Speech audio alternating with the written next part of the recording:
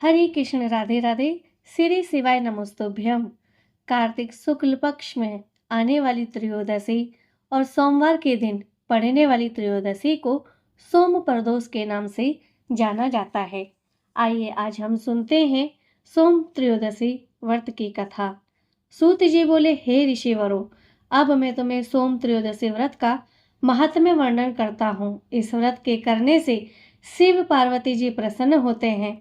प्रातः स्नान आदि कर पवित्र हो, शिव पार्वती जी का ध्यान करके पूजन करें और अर्घ्य दे। ओम नमः शिवाय इस मंत्र का 108 बार जाप करें। फिर स्तुति करें, हे प्रभु, मैं इस दुख सागर में गोते खाता हुआ ऋण भार से दबा ग्रह दशा से ग्रसित हूँ। हे दयालु, मेरी रक्षा कीजिए। सोनक आदि ऋषि बोले, हे पूज्यवर महामते, आपने ये व्रत संपूर्ण कामनाओं के लिए बताया है। अब कृपा कर यह बताने का कष्ट करे कि यह व्रत किसने किया और इसका क्या फल है। सूत जी बोले, एक नगर में एक ब्राह्मणी रहती थी। उसके पति का स्वर्गवास हो गया था। उसका कोई सहारा नहीं था, इसलिए वे सुबह होते ही अपने पुत्र के साथ भिक्षा मांगने निकल जाते थे और जो भिक्षा में प्राप्त होता था उसी से अपना और अपने पुत्र का पेट भरते थे। एक दिन ब्राह्मणी भीख मांगकर लौट रही थी तो उसे एक लड़का मिला। उसकी दशा बहुत खराब थी। ब्राह्मणी को उस पर दया आ गई और वह उसे अपने साथ घर ले आई। वह लड़का विदर्भ का राजकुमार था। पड़ोसी राजा ने उसके पिता पर आक्रमण करके उसके राज्य पर कब्जा कर लिया था, इसलिए वह मारा मारा फिर रहा था।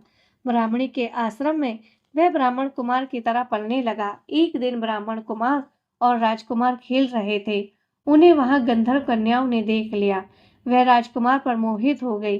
ब्राह्मण कुमार तो घर लौट आया, लेकिन राजकुमार अंशुमति नामक गंधर्व कन्या से बात करता रह गया।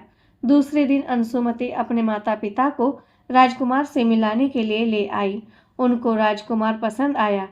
कुछ ही दिनों के बाद अंशुमति के माता पिता को शंकर भगवान ने सपन में आदेश दिया कि वह अपनी कन्या का विवाह राजकुमार से करा दे। फलत उन्होंने अंशुमति का विवाह राजकुमार से करा दिया।